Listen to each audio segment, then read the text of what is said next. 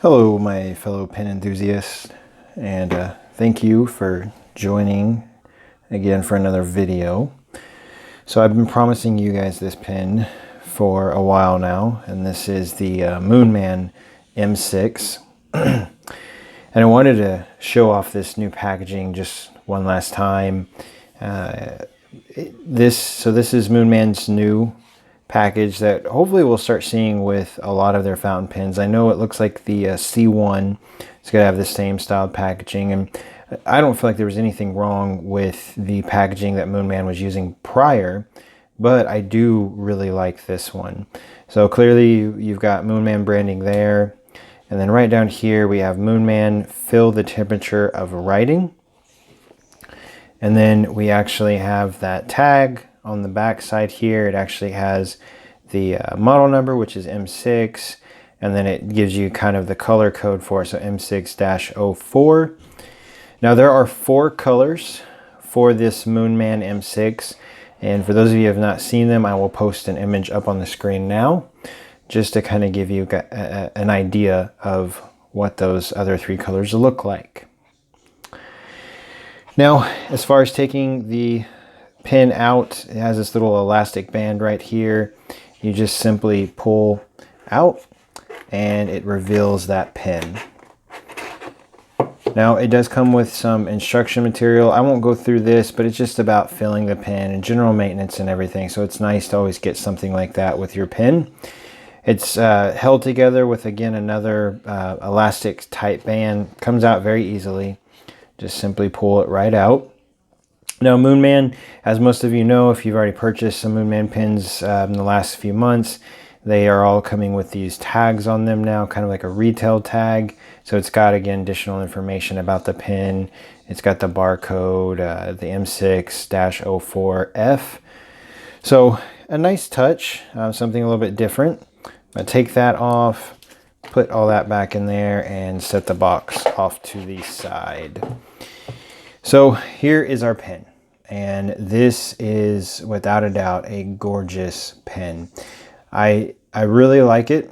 The material, you know, my first impressions, number one, the pictures I thought were really nice online, but you know, you want to see it in person because it might be different, especially when you're getting something that's a natural material like this, wood for instance. The grain might look different. They're not all going to look the same. They're going to all be unique.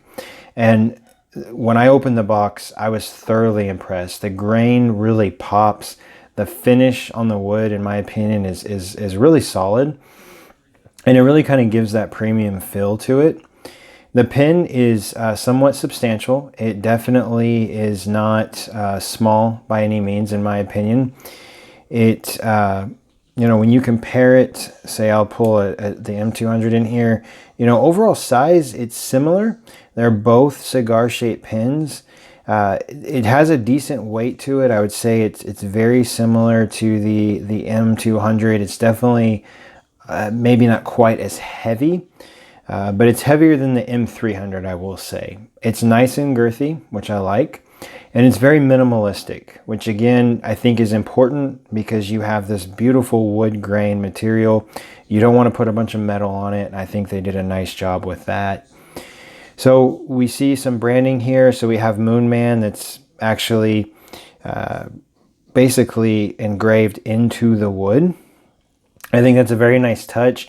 It doesn't, you know, I think it doesn't, to me, just immediately draw my attention to the branding by them doing it that way. You know it's there, but really my eye, you know, really gravitates more towards the wood finish. You've got a clip here. Moonman's the similar styled clip that we've been seeing with a lot of Moonman pens. One thing that I do like is you'll notice it has an upturn here. To give you an example, the 200, this one right here is very stiff and can be a very big pain in the rear end to get in and out of a shirt pocket. So that's one thing I really like about this one, is with that upturn, it makes it much easier. This clip's also a little bit springier, which is nice. So it definitely works well from that perspective. Now, as far as uncapping this pen, it literally takes about 3/4 of a turn and you're uncapped. So It has some very nice threads. There's no cross-threading issues.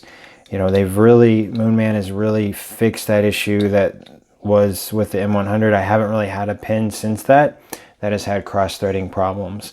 So again, just to show you, literally a little bit under 3/4 of a turn. So very, very nice, smooth uncapping, as well as recapping. See if I can get to focus.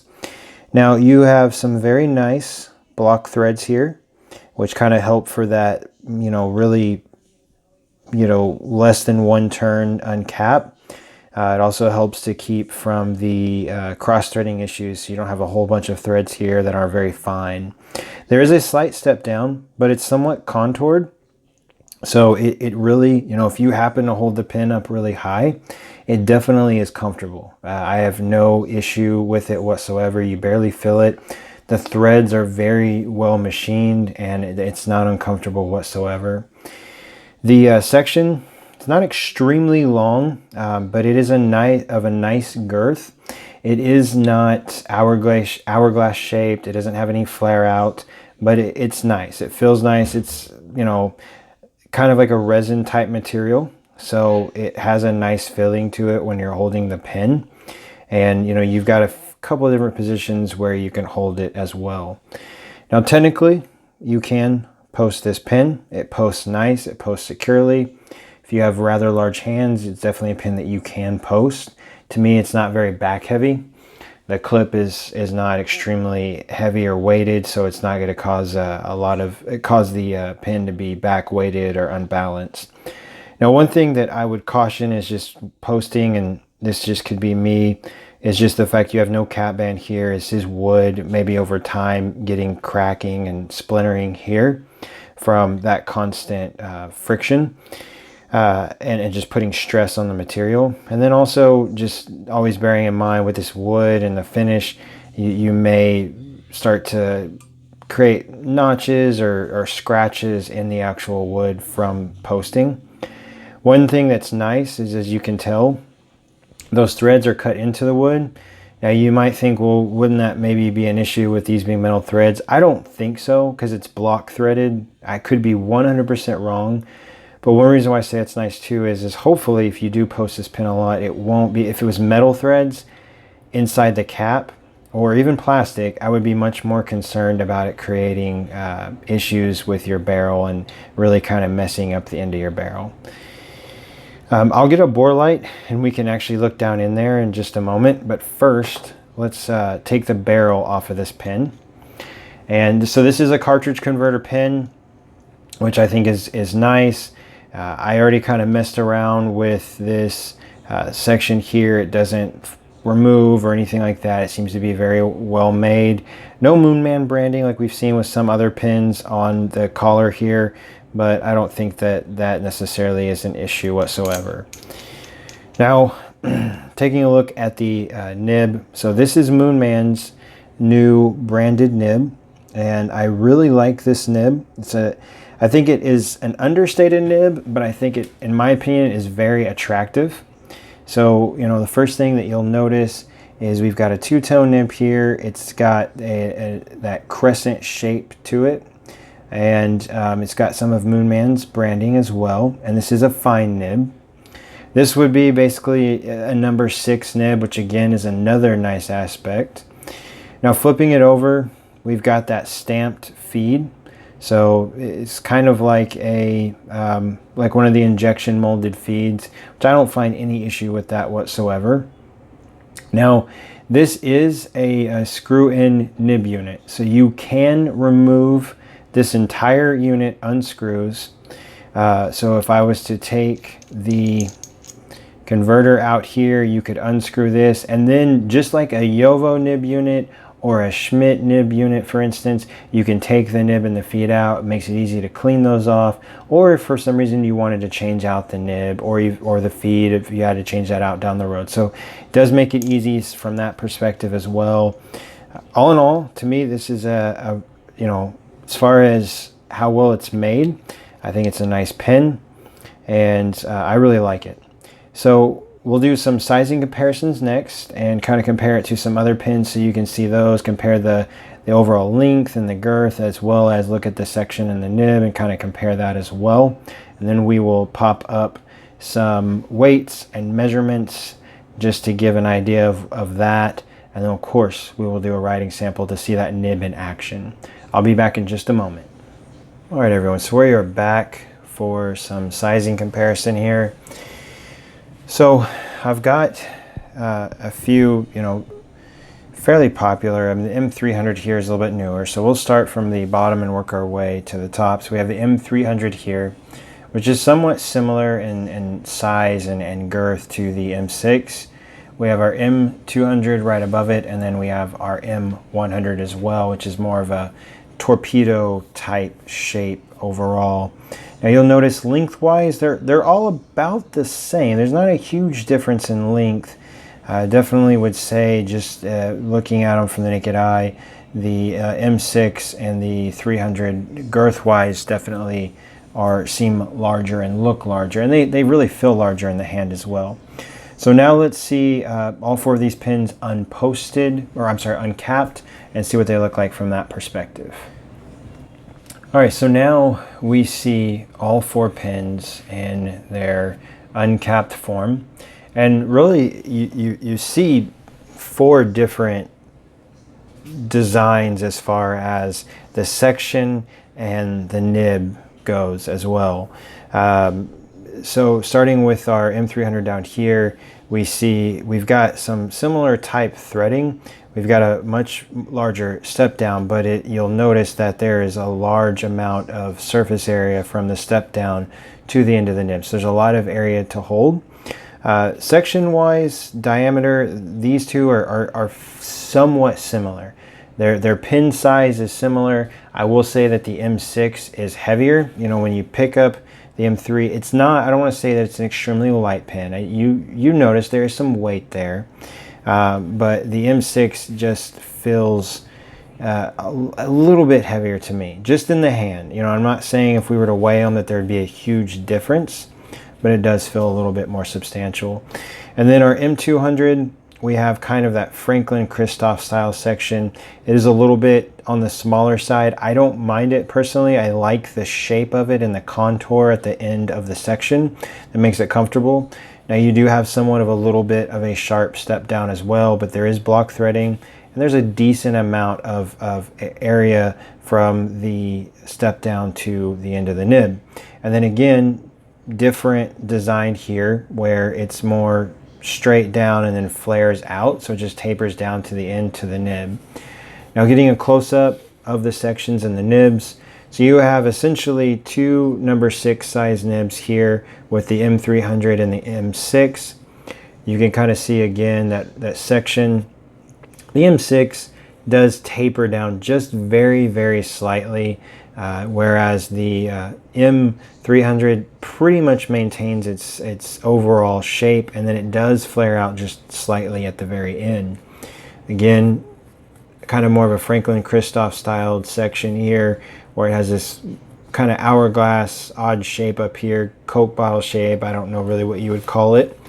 And you have a number 5 nib here, and this is a Schmidt nib. The M100 of course comes with a Schmidt nib. I do have a Waterman nib on it right now, but it's interesting to just kind of see the evolution of these sections. Now I know the M6 is not specifically in the line with these other 3 pins, but just the overall quality of the pin and the look of it, in my opinion, even though it's not an acrylic pin, I would put it somewhat in this category with these other 3 pins. So let's look at the 4 pins posted, and then kind of we'll finish up from there.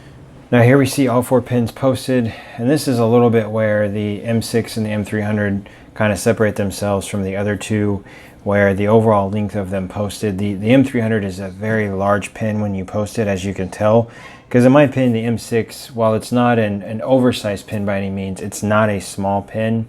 To give you another perspective, I'll take my M200 out and I'll toss in a Conklin All-American, which is of course a rather large pin, and just to give you a little bit of perspective. So The All-American's a fairly popular pen, nice, girthy, you know, large pen. So again, just to give you a little bit of perspective between those three pens and the overall size, while the M6 is not as large as the 300 or the All-American, it's still a nice size pen. So I'm going to put some dimensions up on the screen next, as well as some weights.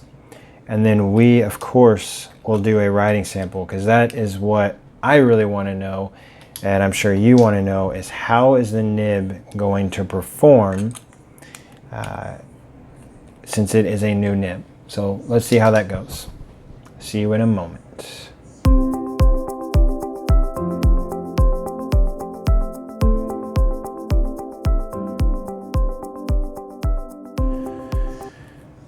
All right, everyone, we are back. We're ready for the writing sample.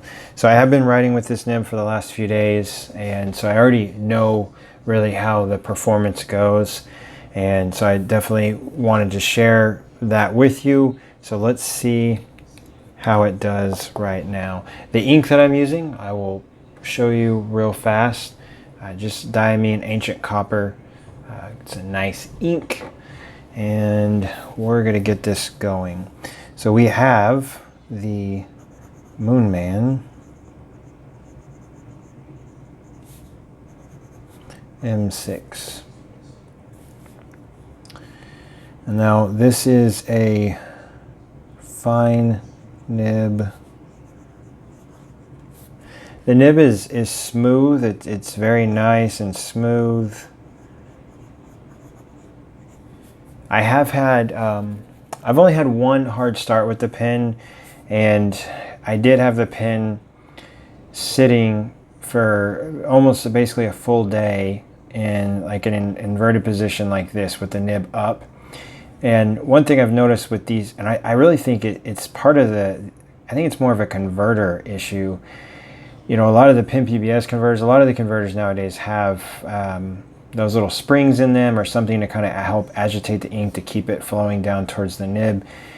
A lot of my Schmidt converters, and I'm not saying that's the reason why, but I notice the ink will typically pull to the end, of course, when it's sitting up like this for a prolonged period of time. And when you go to write with it, the ink doesn't initially go down again to the nib and feed. So sometimes you have to either shake it a little bit or maybe just blot it on the paper a couple times, and then it starts going. So I've only had that happen once with this pen. I did want to share that was one issue that I did have, but it was, I think, somewhat minor, because it happens with a lot of pens, in my opinion.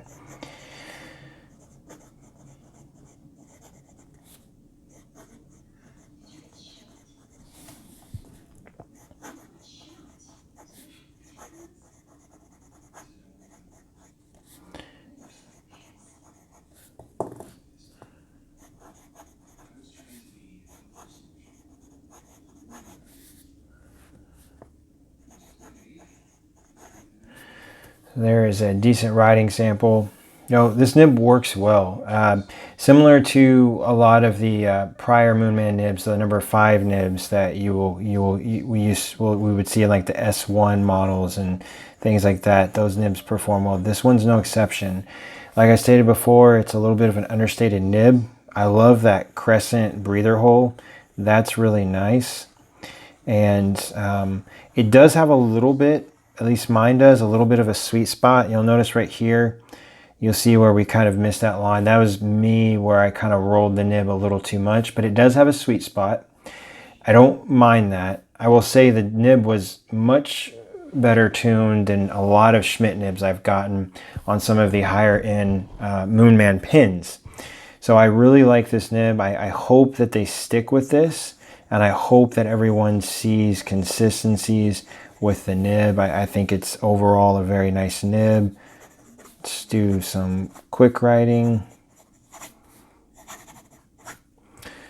Not my specialty, but just to see if there's any line skipping or issues like that. And I don't see anything.